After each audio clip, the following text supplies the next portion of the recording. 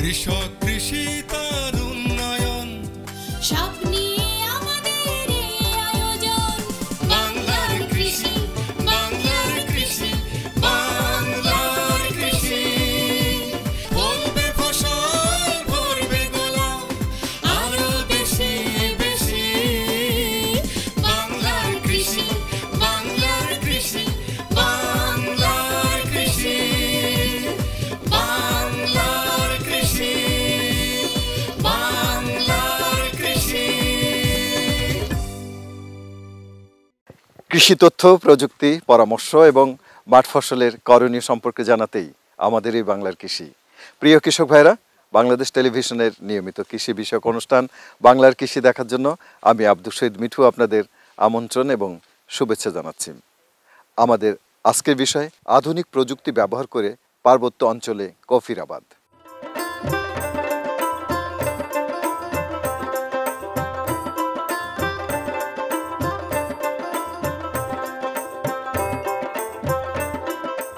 Coffee অত্যন্ত জনপ্রিয় পানীয়।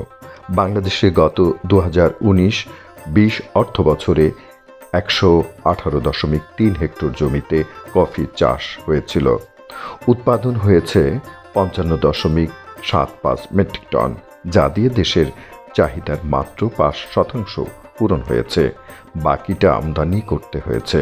কফি ক্লান্তি দূর করে, এতে বিদ্যমান ক্যাফিন বিপাকের হার বাড়ায়, স্মৃতিশক্তি বৃদ্ধি করে। ব্ল্যাক কফিতে প্রতিদিনের পুষ্টি চাহিদা প্রায় 11%, vitamin B12 6%, vitamin B5 3%, manganese ও পটাশিয়াম এবং 2% ম্যাগনেসিয়াম ও নিয়াসিন থাকে। বিশ্বে 60 প্রজাতির কফি থাকলেও বাণিজ্যিকভাবে চাষ করার যোগ্য প্রজাতি হল রোবাস্টা ও অ্যারাবিকা কফি। বাংলাদেশ কৃষি গবেষণা ইনস্টিটিউটের খাগড়াছড়ি কৃষি গবেষণা কেন্দ্র রোবাস্টা জাতের কফির উপর গবেষণা করে বাড়ি কফি 1 নামে একটি জাত উদ্ভাবন করেছে। কফি একটি উচ্চমূল্যের ফসল এবং এটি চাষ করে লাভবান হওয়া সম্ভব বিধায় খাগড়াছড়ি জেলাধীন পানছড়ি উপজেলার মরাটিলা উগলছড়ি এলাকার 3 হেক্টর জমিতে 2021 সাল থেকে রোবাস্টা জাতের কফি বাণিজ্যিক চাষ হচ্ছে। কৃষি সম্প্রসারণ অধিদপ্তরের কাজু বাদাম ও কফি গবেষণা উন্নয়ন সম্প্রসারণ প্রকল্প থেকে এ কফির প্রদর্শনী দেওয়া হয়েছে। প্রদর্শনীর আওতায় সার, চারা ও ডিপ ইরিগেশনের উপকরণ দেওয়া হয়েছে। এই ক্ষেত্রে 3500টি চারা রয়েছে।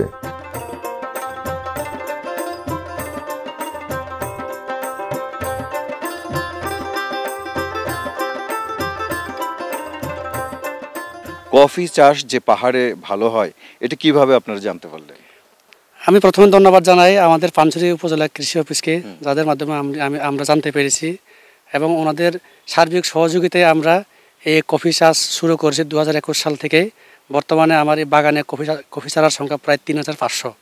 আচ্ছা, এবং কতদিন আগে লাগাইছিলেন এটা? প্রায় 2 বছর আগে লাগাইছি। আমি 1 বছরে আমার হাতে দেখেন ফল চলে আসছে।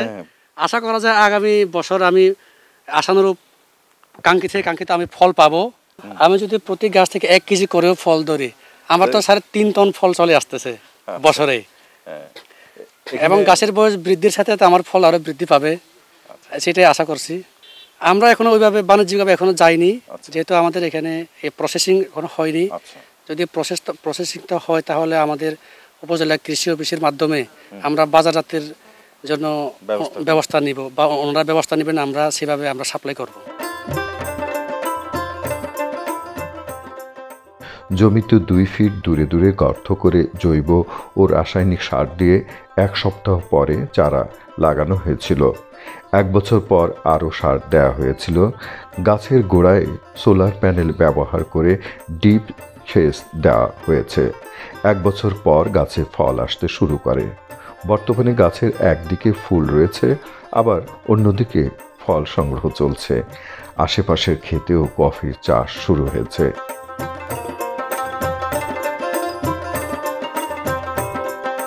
আপনারা এই যে কফি চাষটা আরম্ভ করলেন, এতে আপনারা মানে লাভবান হচ্ছেন কিনা? লাভবান হচ্ছে, আশা করি লাভবান হবে। তবে এখন আমরা মাত্র শুরু, 2 বছর 2টা বছর এবার শুরু করছে। পানছড়ি খাগড়াছড়ি পানছড়ি কৃষি অফিসের মাধ্যমে আমরা যে পরামর্শ অনুসারে আমরা বাগানগুলো করতেছি। আশা করি সামনের দিকে লাভবান হয়তো আমার আশা। যে তারপরে আম কফি পাশাপাশি এখানে আম লাগাইছি, কলা লাগাইছি, গভর্নমেন্ট থেকে কিছু সাহায্য পাইছি, সার পাইছি, তারপরে চারা পাইছি, গিরা দিবার জন্য কিছু খরচও পাচ্ছি। এলাকাবাসী দেখে উদ্বুদ্ধ হয়ে গেছে, বাবু আমরা কিছু চাহিদা, আমার কিছু চাহিদা। আর যে পানি, এই এলাকায় কিন্তু পানি নাই।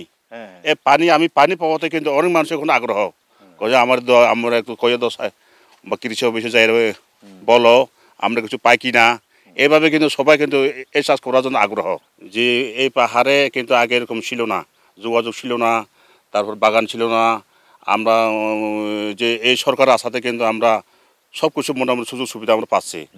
যে পানি, বিদ্যুৎ, এই যে বাগান, তারপরে যোগাযোগ, মোটামুটি এখন আমরা উপজাতিরা মোটামুটি সচ্ছল। কফির বীজ বপনের 30 থেকে 40 দিনের মধ্যে চারা গজায়। মাটিতে গর্ত করে সেখানে পর্যাপ্ত পরিমাণ জৈব ও রাসায়নিক সার দিয়ে চারা লাগাতে হয়। এছাড়া 1 থেকে 3 বছর বয়সের গাছের জন্য হেক্টর প্রতি 350 থেকে 450 কেজি গোবর সার, 17 থেকে 20 কেজি ইউরিয়া, 20 থেকে 25 কেজি এমওপি এবং 25 থেকে 30 কেজি টিএসপি সার দিতে হয়। গাছের অপ্রয়োজনীয় ডালপালা ছাঁটাই করতে হয়। সেচবিহীনভাবে চাষ করা যায়, তবে ফুল ফোটার সময় সেচ দিলে ফলন ভালো পাওয়া যায়।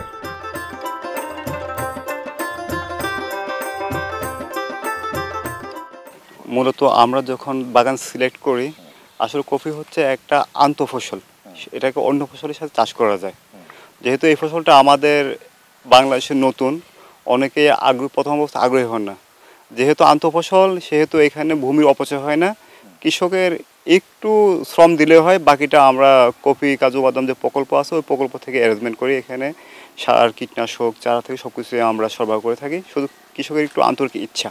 অন্যান্য ফসল, নতুন ফসলের বেলায় যতটুকু বেগ পাইতে হয়েছে, আমাদের কপির বেলায় এত বেগ পাইতে হয়নি, কারণ যেহেতু এটা আন্তঃফসল, অন্য ফসলের সাথে আমরা আবাদ করতেছি, এখানে অন্য কোনো ভূমির প্রয়োজন হয় না, এবং কি অতিরিক্ত শ্রমিকেরও প্রয়োজন হয় না। অন্যান্য ফসলের আন্তঃপরিচর্যা করার সময় এটা কৃষক সহজেই, যে এটাতে মাইটে আক্রমণ হয় আর একটা ছত্রাকের আক্রমণ হয়, তো এটা যদি আমরা প্রথম থেকেই নিয়মিত পরিচর্যা করি, এটা কাটায় উঠে দেয়, তেমন একটা ক্ষতি করে না। কৃষক পলিমালচিংও করে, কি মালচিংয়ের ব্যবস্থা করে, তাও হালকা সেচ দিলে এত ঘন, মানে অতিরিক্ত সেচের প্রয়োজন হয় না। আমাদের যে ড্রাই সিজনটা, এটাতে 3 থেকে 4টা সেচ দিলে এনাফ।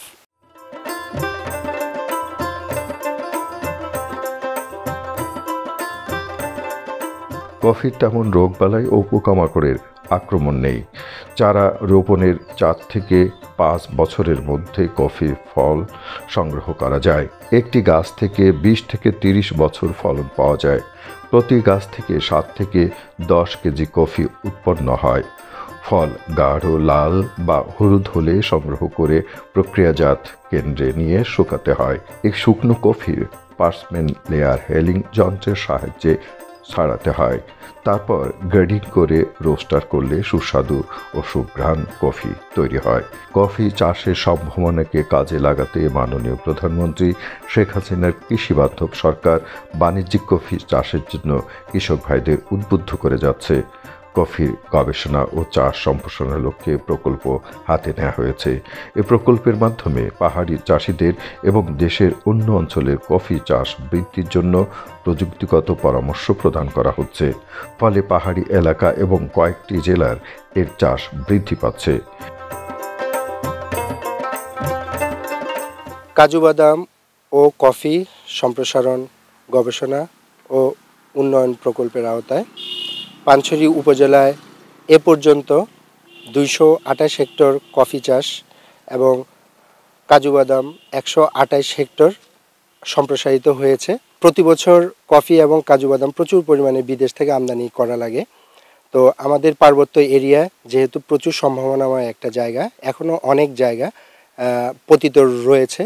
তো এই পতিত জমিগুলোকে কফি এবং কাজু বাদাম চাষের আওতায় আনলে আমাদের আমদানি নির্ভরশীলতা এই দুইটা ফসলের উপরে অনেকাংশে কমে যাবে। এই প্রকল্পটা 19-20 অর্থ বছর থেকে চালু হয়ে বর্তমান পর্যন্ত চলমান রয়েছে। আগামী অর্থ বছরে এই প্রকল্পের আওতায় আমরা স্থানীয়ভাবে প্রতিটা ইউনিয়নে 5টি কৃষক গ্রুপ করে সেখানে আমরা কফি প্রসেসিংয়ের যত ইনস্ট্রুমেন্ট আছে এগুলা প্রজেক্ট থেকে সাপ্লাই দেওয়া হবে। আমি মনে করি যে এর মাধ্যমে যারা কফি এবং কাজু বাদাম এখানে চাষ করতেছেন ওনারা কফি প্রসেসিং এবং কাজু বাদাম প্রসেসিং করে বাজারজাতকরণের দিকে অগ্রসর হতে পারবেন।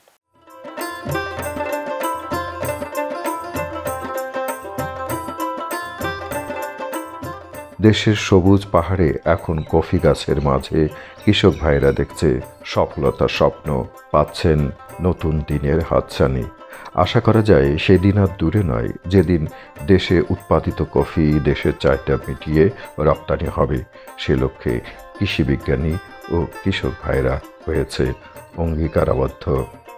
কফি বিশ্বের 1 নম্বর পানীয়। আমাদের দেশে কফি চাষ সেই 60-এর দশক থেকে শুরু হয়েছিল। বান্দরবানের রুমা উপজেলায় সর্বপ্রথম এই দেশে কফির চাষ হয়। সারা বিশ্বে কফির উৎপাদন প্রায় 90 লাখ টন, যার মধ্যে সবচেয়ে বেশি উৎপাদন হয় ব্রাজিলে। এবং আমাদের পার্শ্ববর্তী দেশ ভিয়েতনাম, তারাও প্রচুর কফি উৎপাদন করে থাকে এবং তারা প্রতি বছর প্রায় $4 থেকে $5 বিলিয়ন কফি তারা বিভিন্ন দেশে রপ্তানি করে থাকে। তো আমাদের দেশেও প্রচুর সম্ভাবনা আছে। আমরা দেখি যে আমাদের দেশে কফি আগে থেকেই হচ্ছে এবং এই কফিটা আমাদের দেশের যে কফি তার টেস্ট বা অ্যারোমা বিশ্বের অন্যান্য দেশের কফির সাথে কম্পিট করার মতো। তো সেই হিসাব করে আমরা প্রকল্পের মাধ্যমে কফি চাষ সম্প্রসারণের উদ্যোগ নিয়েছি। আমাদের দেশের পার্বত্য অঞ্চল বলতে আমরা আসলে 3টা জেলায় বুঝি, রাঙ্গামাটি, বান্দরবান, খাগড়াছড়ি। এই 3টা জেলায় প্রায় 2 লক্ষ হেক্টর জমি রয়েছে যেখানে আমরা নতুন করে চাষ সম্প্রসারণ করতে পারি। এই জমিগুলো অনাবাদি রয়েছে।